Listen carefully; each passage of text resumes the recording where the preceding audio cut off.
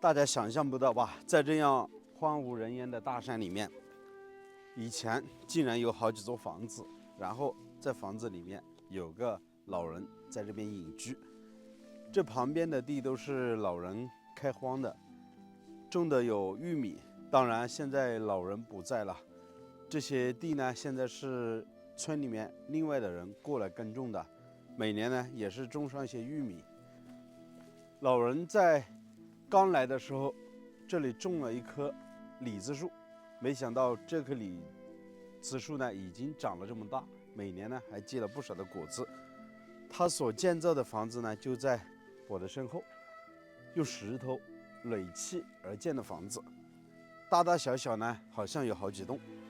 上面呢也有一棵李子树。这边的地啊都是老人开放出来的，可以看到整个地里面呢用这些石块垒砌了这些石头墙，还挺有意境的。上面呢都布满了青苔，底下的这条石板小路呢也是老人修的。老人在这边居住的时间是非常久的，一开始过来的时候没有水没有电，都是自己一手打造。后面呢房子里面接通了电，用起来呢也方便了许多。他住在这边啊是不通公路的，都是步行走到山里面来，大概需要走好长的一段路。这边啊就像一个寨子的寨门，刚刚进入来的时候就感觉特别有那种小山村的味道。房子呢是根据整个地形高低差这样子去建，有高有矮。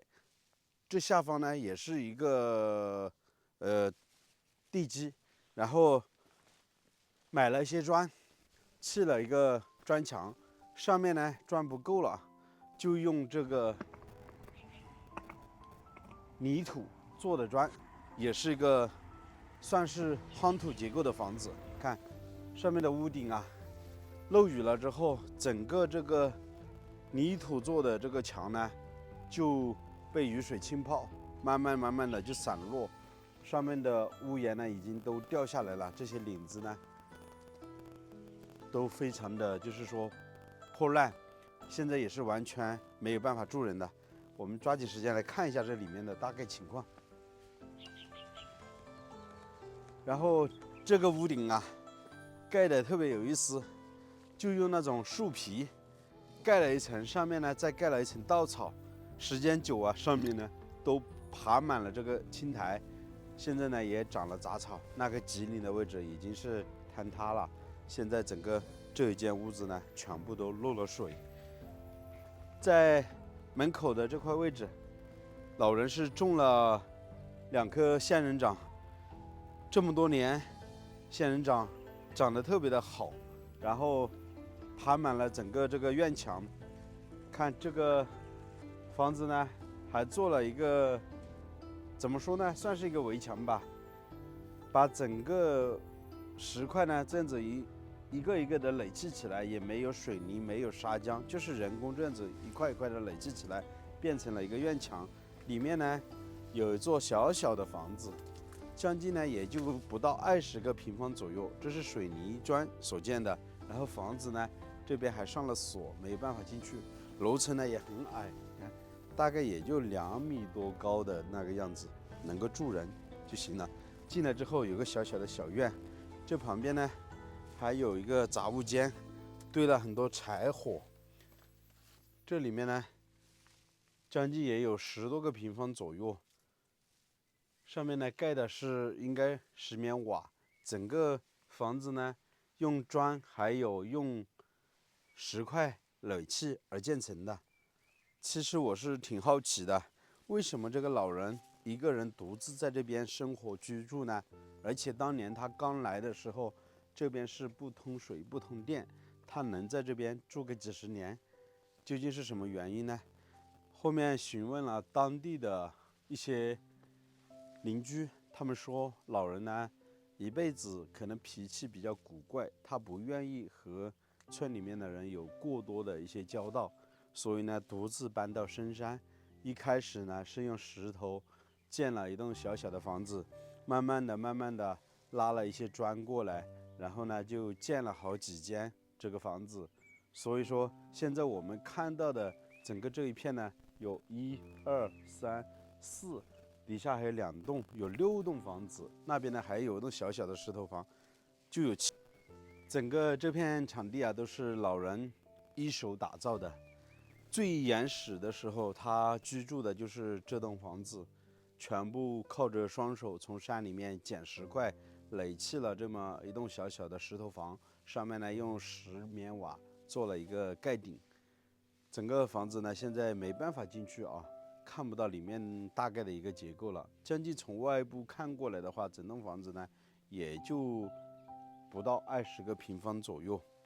然后陆陆续续的老人在这边生活的久了，养了一些牛羊，然后就从这外面呢开始的建了一些房子，以至于到了今天，我们可以看到整个这一片呢有将近6到7栋房子左右。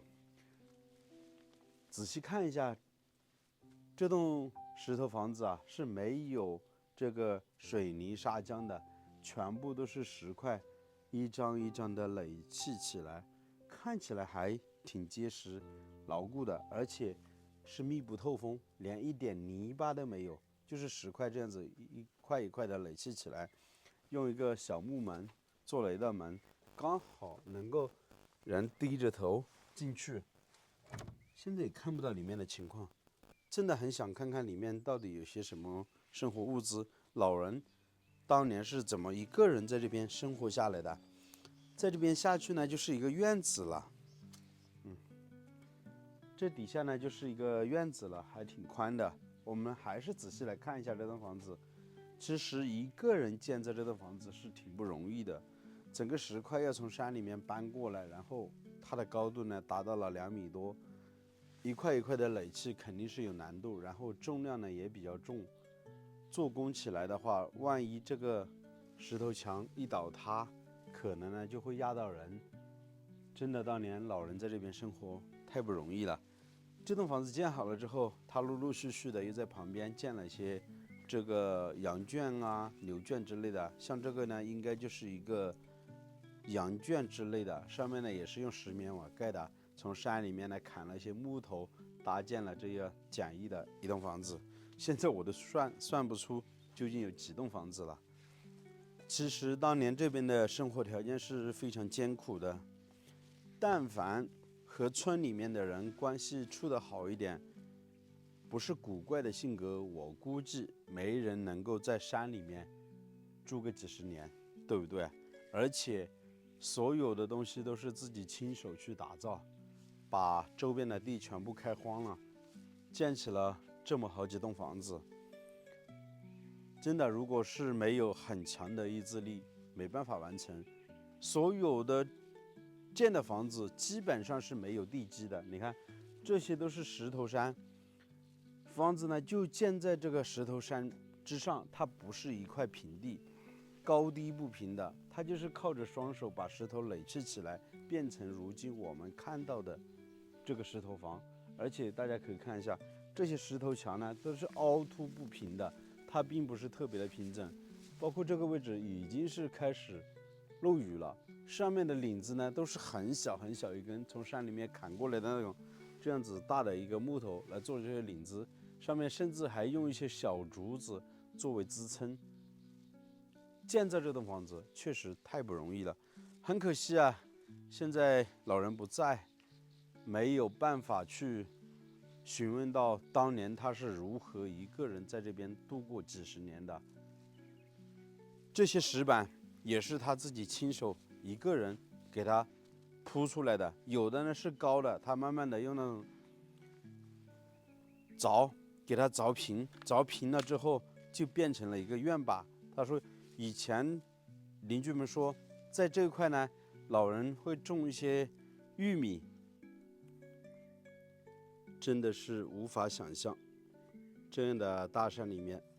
当年晚上没有电，住在这边又显得特别的安静，一个人是怎么去生活的。在今天我们来到这个地方，感觉是一个世外桃源。但是老人在这边可能就是一种煎熬，一个人长时间没有陪伴，独自一个人养着小猫小狗，养些鸡鸭，在山里面一住就是几十年。其实没有一公一生的精神，谁也不能在这边居住这么几十年。所有的石块在今天我们看来都是一道道亮丽的风景，但是这是老人勤劳的双手，一砖一瓦一石块这样子从山里面捡过来的。这条路是通往山里面的，现在老人不走了，已经是长满了杂草。这些青石板都是老人一手给铺起来的。这背后本来还有一些院落的，这边呢也搭建好了院门，但是老人就这样子走了，剩下很多还没有去完成。那边已经看到搭建了一栋小房子，整个这边的地很宽，以前都是荒山，都是杂草。老人靠着双手慢慢的给它清理出来。这栋房子有太多故事了，到了今天我们已经没办法去了解当年这边究竟发生了什么。看到这样的场景，让人不由得有很多感慨。其实人的一辈子所要的是什么，得到的又是什么？每天走到大山里面，给一些朋友寻找一些可以隐居、可以避世的房子，我都觉得这个老人在这边生活的很清静，没人打扰。可能他本身就喜欢这样的生活，也可能他确确实实和村里面的人关系处得不好，远离人情，独自一个人在山里面过起了隐居的生活。